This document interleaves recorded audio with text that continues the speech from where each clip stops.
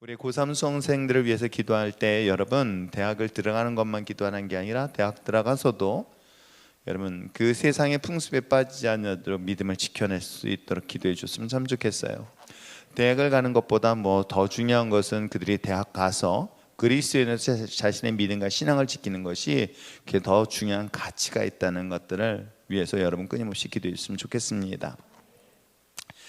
여러분, 우리가 길을 선택할 때 혹시 침을 딱 뱉어가지고 쳐가지고 길을 가본 적이 있나요? 네, 더러워서 못하겠죠? 근데 옛날엔 우리 그랬던 것 같아요. 이렇게 길을 잘 모르겠다, 어디로 가야 될지 모르겠다, 침을 딱 뱉어가지고 손을 탁 쳐서 침이 튀는 방향이 마치 우리 인생의 지름길처럼 느껴서 갈 때가 있습니다. 그래서 저희 권사님들이 저랑 운전하고 하면서 내가 지름길로 갈 거야 했더니 그 지름길이 지름길이라고 합니다. 지름길인데 그 길이 길어가지고 지름길까지도 안 간다고 합니다. 근데 여러분 어때요? 우리가 인생을 살아가는 데 있어서 누구나 모든 사람들이 행복하길 원합니다. 모든 사람들이 성공하길 바랍니다. 대학 가는 것도 마찬가지일 것이고, 여러분 나름대로 인생을 선택함에 있어서 그 목적, 가고자 하는 방향이 행복하길 원하고 성공하길 원하고 그야말로 누구보다도 풍성한 삶을 살길 원하는 것은 모든 사람들이 갖고 있는 공통된 관심이고 아마 여기 계신 여러분도 마찬가지지 아닐까 생각해 봅니다. 문제는 우리 인생에서 행복이라는 것, 우리 인생에서 성공이라는 것, 우리 인생에서 만족이라는 것 등등 우리 인생의 목표를 향하여 가는 방향이 이게 제대로만 방향을 맞춰서 간다면 어느 누구도 실패하거나 또는 인생을 망하는 일은 없을 것입니다. 문제는 뭐냐면 이 가는 방향을 잘못 잡아가지고 그야말로 인생의 큰 깊은 수렁에 빠질 때도 있고요, 또 때에 따라선 인생의 큰 실패를 경험할 때가 있습니다. 우리가 앞으로 어떤 일들을 준비하는 데 있어서 나름대로 머리를 굴리잖아요. 예측을 준비합니다. 이 앞으로 일어날 일들을 예측해서 나는 오늘 뭘 준비해야 되겠다. 이렇듯 어찌 보면 우리 인생의 모든 것들이 큰 풍랑 없이 큰 위기를 이겨낼 수 있을 뿐만 아니라 그 어려운 끝을 지나서 마침내 목표라고 있는 결과물을 얻어내려고 하는 것들은 아마 모든 사람들의 삶의 목표처럼 여기며 살아가고 있을 것입니다. 근데 문제는 뭐냐면 방향을 잘못 잡았을 때 오는 큰 실패, 인생의 낙오는 그건 어떻게도 해결할 수가 없는 것이겠죠. 여러분 어떻습니까? 인생을 쫙 되돌아보니까 그때 그 실수, 그 선택을 잘못했네, 내가 이때 이 선택을 했었다면 오늘 내가 이렇게 하면서 아쉬워하는 삶을 사시겠습니까? 아니면 인생의 바른 방향을 통해서 마침내 우리 인생의 목표로 하고 있는 그 목적대로 그 삶을 결과물로 얻어서 정말 나는 행복했어, 나는 만족한 삶이었어 라는 그 결과물을 가지고 여러분의 인생을 마무리하시겠습니까? 그래서 가는 방향, 그 목표는 너무나 중요한 것인데 그것을 누군가가 바르게 인도해 줄 수 있다면 얼마나 좋을까요? 그래서 모든 사람들은 나름대로 성공한 사람들의 사례들을 들어보는 거예요. 공부 잘하는 방법, 대학을 잘 선택하는 방법에 대한 그 성공한 사례들을 듣게 되어지고 관심을 갖게 되어지죠. 그렇지 않을까요? 나보다 좀 더 행복한 삶을 살았던 사람들의 이야기, 인생을 성공했던 사람들의 이야기를 귀 기울이지 인생에 실패한 사람들의 이야기는 대부분의 사람들은 귀를 막고 있죠. 어찌됐건 간에 인생에 많은 사람들이 행복하고 성공했던 사람들의 사례들을 보면서 나도 그 길의 목표를 잡아야 되겠다고 하지만 결코 그것이 또한 쉽지 않다는 것은 아마 인생을 살아본 우리의 모든 사람들의 고백은 아닐까요? 그렇듯 오늘 우리는 하루하루의 삶 속에서 중요한 삶의 목적을 이루기 위하여 그 선택하는 과정에서 누군가가 나의 길잡이가 되어지고 인도한 자가 있다고 한다면 어떨까요? 목사인 저와 여러분을 만났습니다. 목사인 제가 여러분들에게 인생을 어디든 간에 바르게 지도하고 가르쳐주고 방향을 제시해야 되는 역할은 당연히 저는 영적 지도자의 목회자의 몫이라고 저는 생각합니다. 마치 교사가, 선생님이 학생의 진로를 고민하면서 그 학생의 먼 미래를 위하여 진로를 안내하듯이 저는 목회자도 마찬가지로 그래야 된다라고 생각하고 있습니다. 그것이 목회자와 성도의 관계고, 주님이 우리의 목자 되었다면 목자와 양의 관계도 마찬가지이겠죠. 목자가 양을 이끄는데 설마 죽음의 계곡으로 집어넣어서 몽창 다 죽게 만드는 그런 목자는 없을 것입니다. 사나운 짐승이 달려올 때 내버려두고 도망가는 목자는, 좋은 목자는 분명히 없을 것입니다. 그렇듯 저 역시도 여러분을 보면서 어떻게 하면 여러분의 인생이 행복하고 어떻게 하면 여러분의 인생이 마침내 큰 어려움 없이, 큰 환난과 고난 없이 하나님이 주신 이 풍성한 삶을 누리고 마침내 하나님의 우리에게 주신 그 풍성한 삶을 누리다가 주님을 만날 수 있게 할 것인가 라는 것은 목회자에게 주어진 미션이고 또 사명이고 기도의 제목일 수밖에 없는 것이겠죠. 그렇다면 과연 저는 얼마나 많은 데이터, 얼마나 많은 정보를 가지고 여러분을 이끌어야 될까? 그건 다른 것이 아니었었습니다. 우리가 지금 성령의 은사들에 대한 이야기에 이어서 오늘 성령에 대한 이야기를 같이 공부하면서 오늘 내 인생에서는, 내 삶에 있어서는 내 감정, 내 기분, 내 느낌, 때에 따라서는 손으로 운을 점치듯이 하는 그런 인생이 아니라 실제적으로 살아계시는 하나님처럼 실제적인 살아 역사하시는 성령님께서 여러분의 삶의 길을 항상 인도함을 받을 수 있도록 성령님과 함께 교통하며 교제를 나눴으면 참 좋겠습니다. 그렇듯이 목회자인 저 역시도 마찬가지일 것입니다. 여러분들을 이끌어갈 때도 마찬가지로 저 역시도 세미한 하나님의 성령의 인도하심이 있어야만이 여러분을 이끌 수 있고 또 수원노예도 이끌 수 있고 하는 생각을 하게 되어지죠. 그렇듯 오늘 성령에 대하여 조금 더 살펴보면서, 그래, 내 인생에서는 내가 그동안 느꼈던 것, 그동안 내가 삶의 경험, 내지는 지식, 정보를 가지고 여러분 인생을 선택하지 마시고 진짜 우리 인생에 참된 진리요 생명의 길로 인도하시는 그 성령님의 인도하심을 따라 오늘도 삶으로 살아갈 수 있는 여러분 됐으면 참 좋겠습니다. 그렇듯 성령의 인도하심을 따라 산 삶의 선택의 결과는 반드시 하나님께서는 그를 푸른 초장과 실만한 물가에 놀라운 축복의 역사가 있을 뿐만 아니라 원수의 목전에 상을 베푸는 놀라운 기적 또한 반드시 경험하게 될 줄 믿습니다.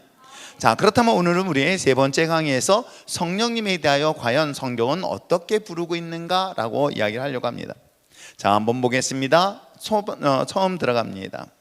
여러분 책자 다 갖고 오셨죠? 예, 꼭 갖고 오시거나 만약에 갖고 오시 못하신 분들은 개인적으로 우리 교육자실에게 얘기하면은 구독할 수 있도록, 전달할 수 있도록 아마 준비해 드릴 것인데, 혹시 처음 오신 분들 없으면은 살짝 얘기를 해주시면 아마 너그럽고 마당발 같은 우리 문 목사님께서 권 목사한테 얘기하면 화나요? 혼납니까? 왜 안 갖고 왔어요? 그럴 거예요. 근데 문 목사님은 또 모른 척하고 알아서 구해다 줄 겁니다. 자, 보겠습니다. 성경은 성령님을 다양한 이름 명칭으로 부르고 있는데 여러 가지 상징들을 통해서 속성을 알려주고 있어요. 그러니까 얘기는 뭐냐면은, 자, 몇 페이지예요? 15페이지예요. 한영미 자매는 지금 찾고 있습니다. 한영미 집사는 찾고 있습니다. 지금까지. 여러분, 하나님의 이름을 통해서 하나님이 그런 분이시구나라고 이해할 수 있겠죠? 여호와 라파, 여호와 이레, 여호와 샬롬, 이와 같이 그 하나님의 이름을 부르며 이분은 우리에게 평안을 주시는구나, 이분은 내 병을 고치시는 치료의 하나님이시구나, 야, 여호와 니시 전쟁을 이기게 하시는 하나님이시구나 라고 하면서 하나님의 속성 이름을 통해서 그분이 어떤 분인다 라고 알 수 있는 것처럼 성경 속에 등장하고 있는 성령도 마찬가지라고 이야기하고 있습니다. 성경에는 약 120가지의 성령님의 명칭 또는 상징으로 설명하고 있는데, 이러한 성령님의 다양한 명칭, 상징들을 살펴보므로 그분을 좀 더 알고 배워가고 경험하는 그런 놀라운 은혜를 경험할 수 있길 부탁드립니다. 자, 그렇다면 이것은 일반적인 사람들, 즉 하나님 믿지 않는 사람들은 잘 이해할 수 없지만 그 사람들도 믿는 게 하나 있어요. 똑같은 성령의 개념으로, 영의 개념으로. 뭐예요? 귀신의 영을 믿어요. 아세요? 귀신의 영. 근데 귀신의 영은 끝이 죽음의 길인 거예요. 분명히 기억하시기 바랍니다. 그래서 가끔 정말 안 되고 기도해도 하나님이 응답 안 하시니까 혹시라도 유혹이 와서 저기 용한 데 있다 따라갔다는 순간 여러분은 파멸의 길로 인도한다. 그들은 결코 생명의 길로 인도하지 않습니다. 이해하시겠어요? 예, 그럼 꼭 기억하시기 바랍니다. 자, 명칭을 보겠습니다. 성령님은 삼위일체 하나님 제3위로 The Holy Spirit, 즉 거룩과 진리의 영이라고 고백하고 있습니다. 성경에는 성령님의 본질, 성품, 사역 등을 관련하여 다양한 명칭들이 기록되어 있죠. 그러니까 우리가 사도행전 12장에서는 하나님의 영이 임했습니다. 근데 영이 내 안에 있으니까 놀라운 변화들이 일어나요. 어떤 변화가 일어날까요? 지혜 없는 자가 지혜가 있는 거예요. 그게 바로 베드로가 저 회당에서 설교를 했더니 사람들이 깜짝 놀라는 거야. 아니, 저 무식한 사람이 저렇게 지혜롭게 말을 해? 라고 하면서 사람들의 감동을 줬던 것 또한 그 하나님의 영이 우리에게 임하였을 때다. 이해하시겠죠? 정은이가 열심히 기도해서 하나님의 성령에 충만하면 지혜와 지식의 영을 갖게 되어지면 하나님께서 어느 순간인가, 여러분 이게 실제적인 일어나는 일들인데, 고3이라 이제 며칠 안 남았어. 이게 이제는 좀 늦었나? 원정수 권사님이 진짜 그랬어요. 정말 기도, 새벽 재단을 빠지지 않냐고 기도하면서 저 성경 말씀을 열심히 어느 날 보는 순간에 한순간 하나님의 영이 확 그에게 부어주시는 거예요. 그 다음부터는 반에서 40등대 50등대였던 친구가 아니죠. 그분이 전교 1, 2등으로 그래서 서울대 의대를 졸업하고 미국의 의사로 가서 하늘 정도로 그의 간증을 듣는데 어떻게 해요? 하나님의 영이 그에게 부어주니까 놀라운 기적 같은 일들이 일어나. 그래서 성은아 막 책을 보고 했는데 시험 보려고 그랬더니 몇 페이지 그 책이 막 보이더래. 그래가지고 그 문제에 그 부분이 탁 나와가지고 답을 쓰니까 누구처럼 컨닝하지 않아도 컨닝 되더래. 그렇게 해서 공부를 했다고 하시더라고요. 그게 실질적으로 간증이 일어났어요. 근데 그게 정말로 일어날까요? 저는 제 가르쳤던 제자가 그 경험을 했어요. 원정수 권사님이라는 그분의 간증에서 그분만 그럴 줄 알았더니 제가 가르쳤던 제자아이가 정말로 성경을 읽으면서 말씀 앞에서 기도하면서 그런 은사들을 겪는데 공부를 지지리 못했던 애가 전교 3등으로 졸업하는데 교회에서 발칵 뒤집혔어요. 아세요? 여러분, 하나님의 역사는 여전히 이런데, 그래서 우리 정은이 이제 공부 안 하고 지금부터 이제 기도만 모르겠다. 아무튼 성령님이 역사하시면 우리가 인간을 상상을 초월하는 일들은 여전히 있다 없다? 있습니다. 참 하나님은요 정확하신 분이에요. 내가 하나님 앞에 헌신하였더니 하나님은 그걸 반드시 그걸 기억하셔서 그 이상으로 내가 하나님 앞에 기도하였더니 하나님의 영이 열렸더니 그만큼의 하나님의 역사들이 일어날 수 있다 없다? 있습니다. 예. 자, 그렇다면 오늘 본문의 명칭을 보려고 합니다. 첫째, 뭐의 성령? 하나님의 성령. 예습 하나도 안 했어요? 여러분, 책 준 거는 여기서 쓰라는 게 아니라 연습해갖고 문제 풀어갖고 와서 미리 여기서 해가지고 탁 하면서 이거 맞다 틀리다 하라는 소리예요. 내가 그럼 다음부터 올 때는 봐가지고 숙제 하나 했으면 손바닥 맞게 할지도 모르겠습니다. 자, 성령의 하나님의 영이다. 자, 한번 읽겠습니다. 시작.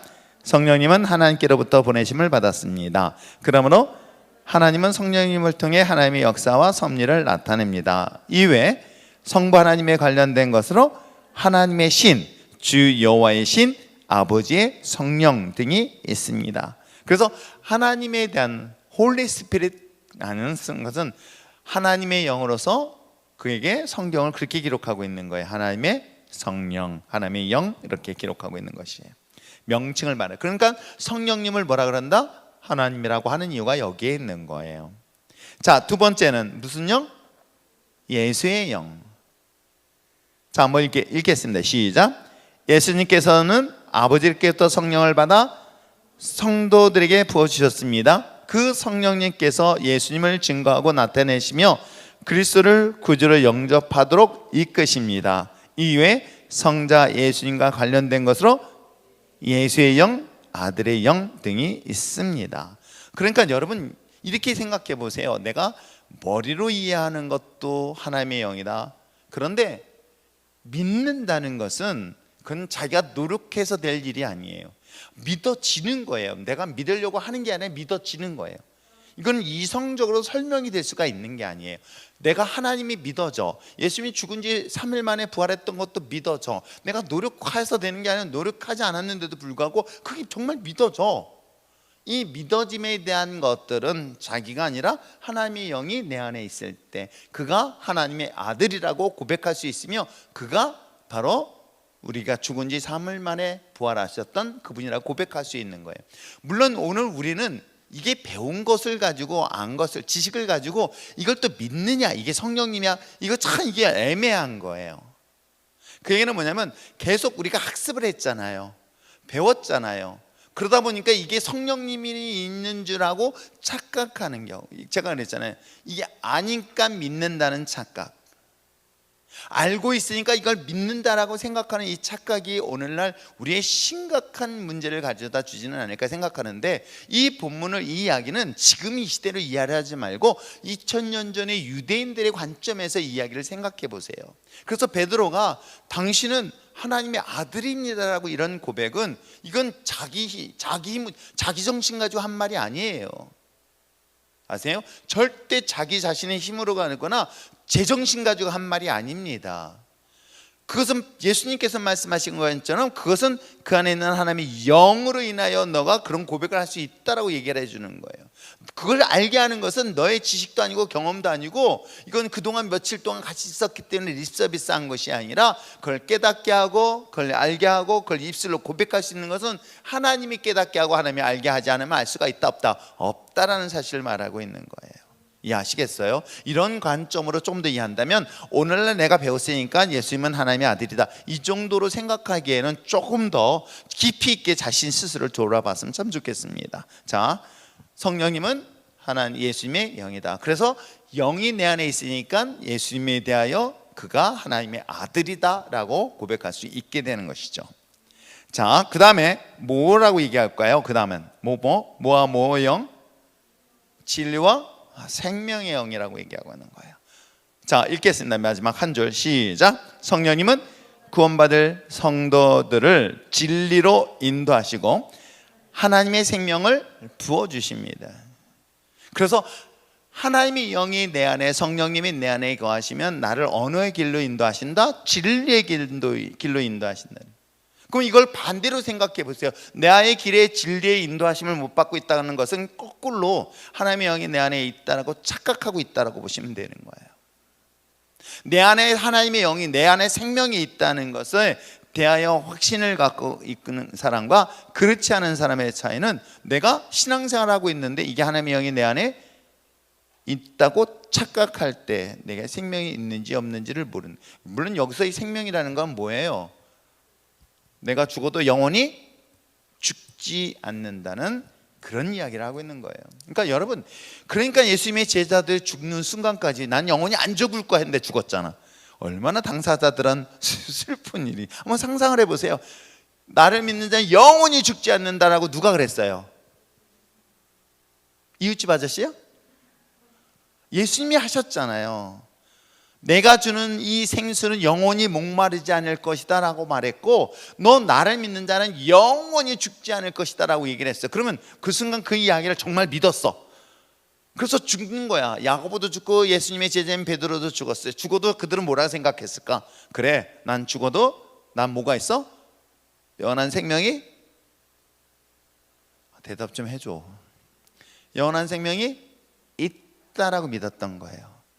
그래서 죽는 순간까지도 그들은 담대할 수 있었던 거예요. 근데 옆에서 보니까 진짜 죽네? 아니 다시 산다 그랬는데 영원히 살았는 게 안 사네? 라고 실망하면서 다른 사람들이 볼 때 뭐라 그럴까? 두려워서 예수님을 부정할 수도 있지 않았을까요? 맞습니다.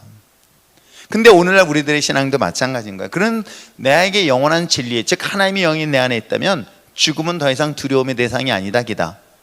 아니라는 거예요.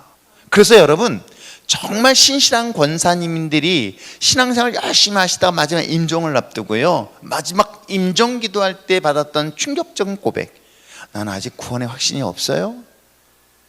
난 아직 죄인이에요? 라고 고백을 하는 것 여러분 아십니까?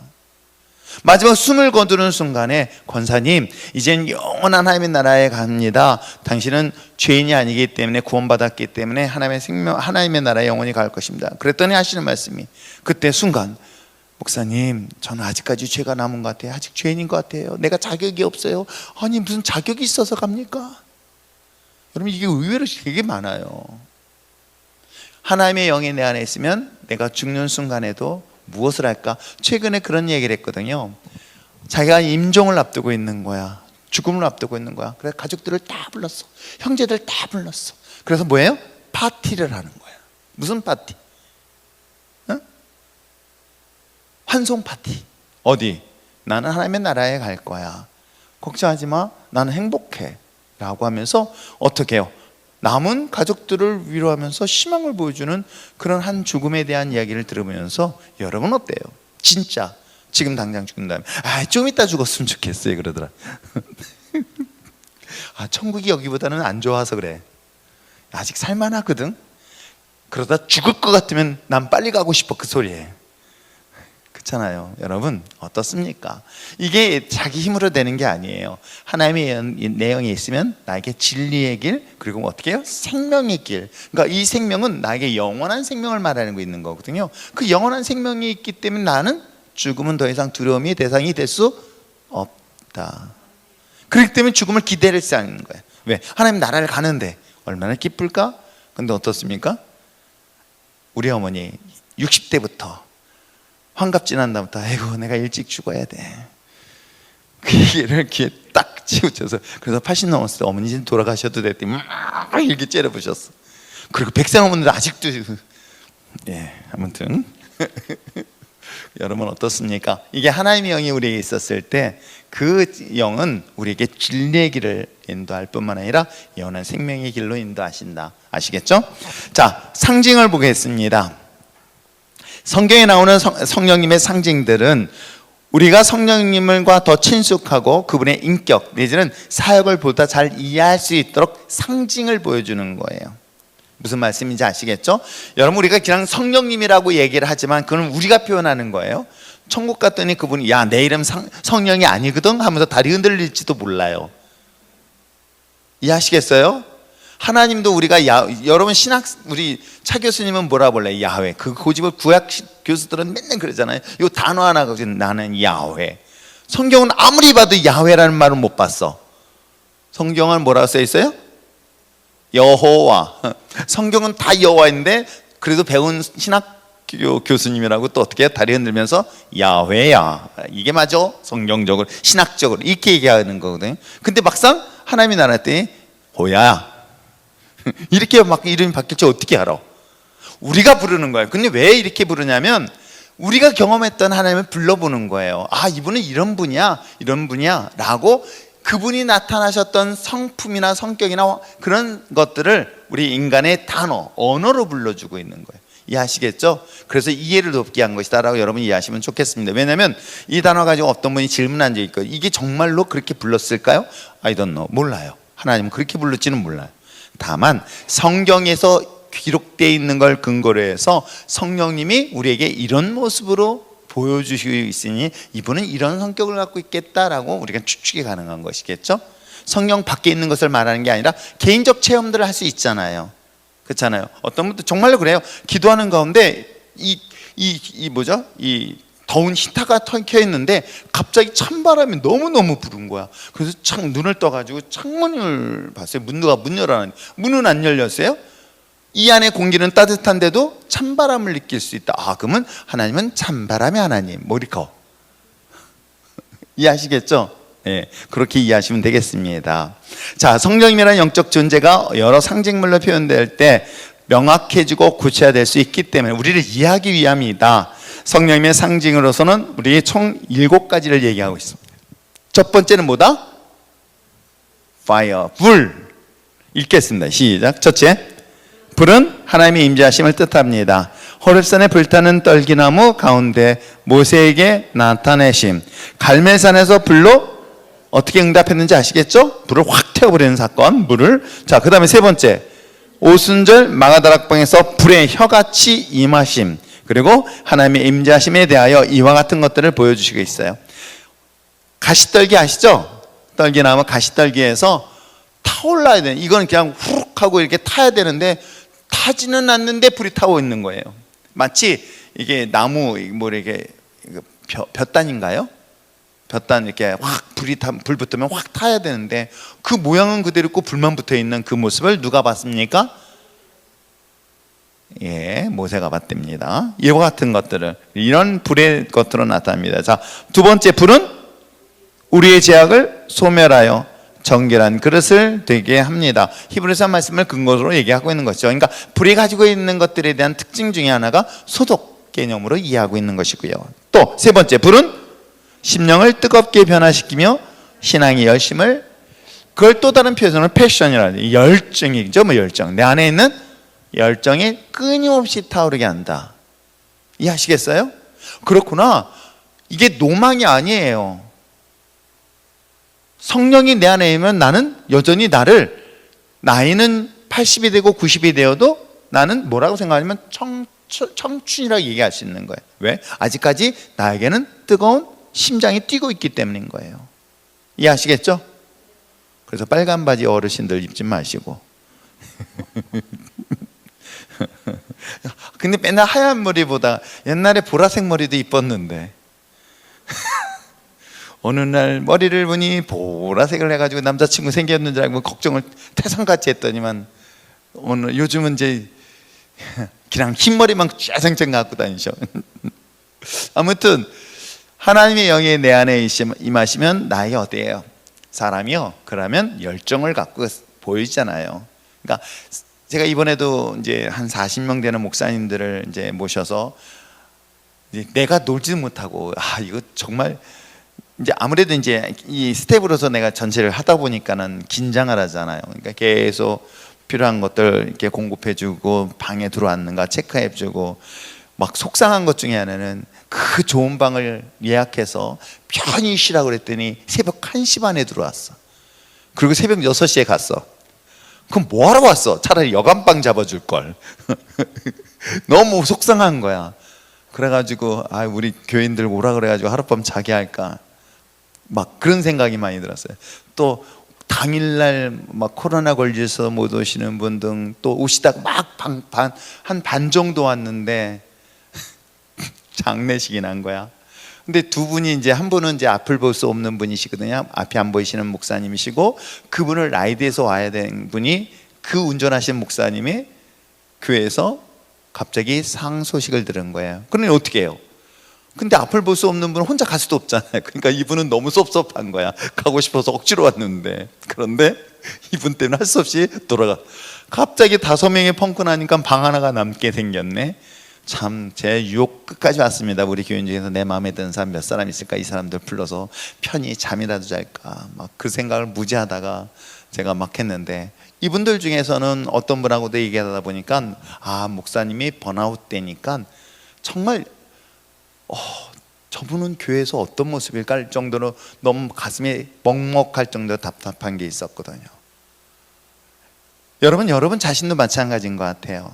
내 안에 하나님의 성령이 충만한 상태 된다면 어때요? 내가 그 열정은 세상의 그 어떤 추운 날씨 속에서도 정말로 감당할 수 있는 놀라운 능력을 경험할 수 있지 않을까요?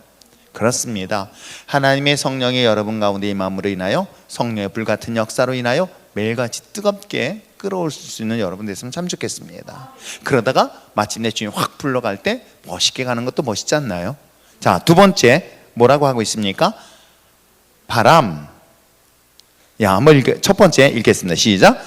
바람과 영은 헬라어로 똑같이 퓨노마. 이건 호흡. 그러니까 우리가 그 코에 생기를 불어넣다 할 때 불어넣다라는 드는 거예요. 불어넣는 거. 그래서 그 코에 후 하고 바람을 냈다. 요걸 얘기하는 거예요. 이해하시겠죠? 이게 바로 성령이다. 같은 의미인 것입니다. 자, 두 번째는 바람은 어느 곳에서나 자유롭게 어떤 곳인지 존재하고 있는 존재, 편만한 존재, 편만히 존재하는 존재다. 그러니까 어떤 곳인지 바람이라는 곳은 존재하고 있다. 세 번째는 바람은 생명과 생기를 가져다 주며 주변을 정화시킨다. 여러분, 밀폐된 공간에 공기가 있으면 어떻게 해요? 이 공간에서 사람이 질식을 한다 그러더라고요. 썩는다 그러더라고요, 공기가. 그런데 그것이 자연스러운 바람에서 순화가 되어지면 뭐 굳이 설명하지 않아도 알 수 있잖아요. 그렇잖아요. 일산화탄소 같은 것에 중독됐다가 찬바람을 맞으면 내 머리가 시원해지고 맑아지는 것처럼 이런 역할을 합니다. 그런데 이 바람이 너무 세니까요, 저는 이번에 그냥 돌풍을 만났는데 재밌더라고요. 저는 그래도 몸무게가 있으니까 이렇게 했어요. 어떻게 하냐면 이렇게 걸어가요. 이렇게 야, 왜냐면 버텨요. 이렇게 해도 안 넘어가. 아세요? 문을 바람이 앞에서 보니까 이렇게 열면 문짝이 안 닿, 괜찮아요. 열기가 힘들어서 그렇지. 근데 이걸 반대로 하면 어떤지 아세요? 그러면 문짝이 떨어져요. 앞에서요, 여자분이 한 분이 하더니 그냥 퍽 꼬꾸라지는 거예요. 바람에 날려서 퍽 넘어지는 거예요. 그때 뒤따라하는 사람이 쫓아갔는데 그 사람도 뒤로 넘어져서 날아가네요. 3명이 앞에서 막 쓰러지는데, 야, 바람이 걔가 그렇게 센 줄 몰라. 저는 오늘 이 밤에 성령이 강한 바람으로 인해서 여러분들 쓰러지고 자빠지는 일이 있길 바랍니다. 난 그래서 어제 성령의 바람 부는 줄 알았어. 아무튼 그 바람이 성령의 역사하심에 대한 상징적으로 지금 설명을 하고 있고요. 자, 그 다음에 세 번째 뭐예요? 예, 물 또는 생수라는 표현을 써요. 자, 물. 첫 번째, 물은 우리의 갈증을 해소하고 생명력을 유지해 줍니다. 예수님께서 이 생수라는 물 이해하시겠죠? 내가 너에게 생수를 준다는 것은 그 생수가 가지고 있는 의미가 어떤 의미일까? 물론 사마리아 수가성의 여인에 있어서의 생수는 아마 그 물은 모든 사람들의 생명과 같은 존재이겠죠? 그렇잖아요. 그렇기 때문에 여인은 그 남들이 나오지 않는 그 시간에 나와서 생수를 뜹니다. 목마름을 해결할 수 있기 때문에. 그런데 성령님은 어때요? 이 생수를 내가 너에게 준대. 이 생수를 한번 마시면 영원히 목마르지 않을 것이다. 그 얘기를 한번 좀 바꿔보세요. 하나님의 영이 내 안에 임하시면 내가 세상의 것으로도 채울 수 없었던 나의 모든 이 부족함이 하나님의 영으로 내 안에 충만하니까 세상 것은 나에게 더 이상 필요 없다. 이런 모습으로 바뀔 수 있다는 것이죠. 자, 그 다음에 두 번째는 물은 우리를 깨끗하고 정결하게 합니다. 무슨 얘기인지 아시겠죠? 그러니까 우리의 더러움을 깨끗이 하는 것은 하나님의 영인 거예요. 마치 큰 비커에 더러운 오물이 있을 때 맑은 물을 계속 넣으니까 그 안에 있는 것이 깨끗한 물로 바뀌는 것처럼 내 안에 더러운 나 자신의 모습 속에 하나님의 영으로 계속 나를 채워놓으면 내 안에 더러운 것들이 사라지고 오직 하나님의 영으로 나를 거룩하게 정화시킨다. 이게 물에 대한 비유로 설명을 하고 있는 것입니다. 이해하시겠죠? 오케이. 자, 그 다음에 네 번째 뭐예요? 기름으로 설명하고 있어요. 자, 기름. 첫 번째, 기름은 기름 받은 처소나 인물을 거룩하게 구별시켜 준다. 아시겠죠? 거룩하게 구별시켜 주신다. 그 다음에 기름은 주의를 밝힌다. 예, 그런 역할을 합니다. 여기에 좀 더 첨부한다면 이 기름은 상처를 치료까지 해주는 역할도 하죠. 상처를 치료하는 역할도 합니다. 썩지 않게 하는 역할도 이 기름을 통해서 하게 되어집니다. 자, 그 다음에 다섯 번째, 성령의 인치심. 인치심, 도장을 찍는다는 것이겠죠. 마치 유월절 어린 양의 그 십자가의 피로 문설주에 문 임방에 바르는 것처럼. 이해하시겠어요? 그것처럼 인친다는 것은 도장을 찍는 것과 똑같은 거예요. 생명을. 그 얘기를 하고 있습니다. 읽겠습니다. 시작. 인치심은 구원에 대한 확증이며 권위 있는 보증이 되는 것입니다. 누가? 성령님이 내 안에 있음으로 인하여 그분이 나를 변호하는 거야. 어떻게? 나는 죄가 있어도 그 변호가 되시는 성령님께서 하나님 앞에 이 사람의 예수로 말미암아 거룩하였습니다. 더 이상 죄가 없는 구원받은 자입니다. 라고 누가? 성령님께서 나를 대신하여 변호하신다. 그렇게 이해하시면 되는 거예요. 그게 바로 인친다라고 하는 것입니다. 자, 여섯 번째는 비라고 하고 있어요. 호세아에서 설명하고 있어요. 그래서 늦은 비와 이른 비에 대한 얘기를 하고 있죠.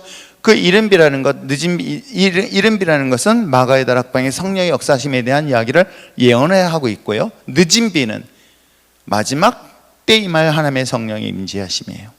전 그걸 놓고 지금 계속 기도하고 있어요. 하나님, 이제 마지막 때의 열전교회가 그거 정말 준비하고 마치 마가의 다락방에서 보혜사 성령을 기다리다가 마침내 하나님의 영이 임한 것처럼 하나님 이 율전교회가 그때가 되어서 마지막 이곳에 있는 사람들의 늦은 비에 성령의 기름 부심이 임할 수 있도록 기도하고 있어요.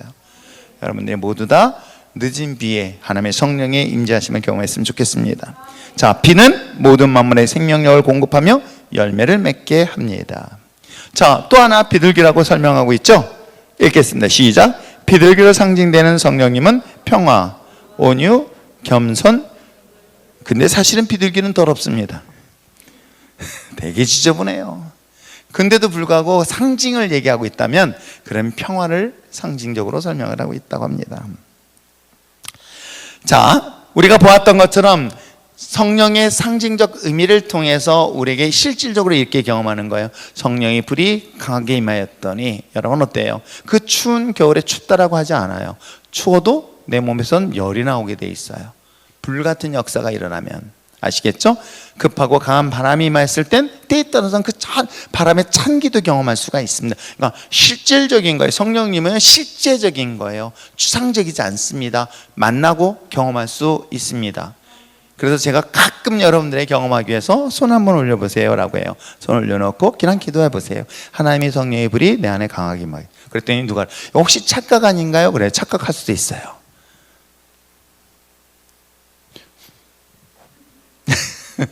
그런데요, 정말로 하나님의 성령의 순간 임하시면요, 이 손에 정말 손이 불이 확 올라오는 걸 경험할 수 있다 없다? 저는 확실하게 경험할 수 있다. 아시겠어요? 그래서 그런 경우는 가까이 되면 갑자기 불이 자기에게 임하는 것들을 느낄 수 있다는 고백을 합니다. 아시겠죠? 또 뿐만 아니라 물, 우리의 목마름을 해결해 줄 수 있으며 기름으로 불을 밝히고 나에게 치료하는 역사가 일어날 수 있다. 또 나를 보증해 주신다.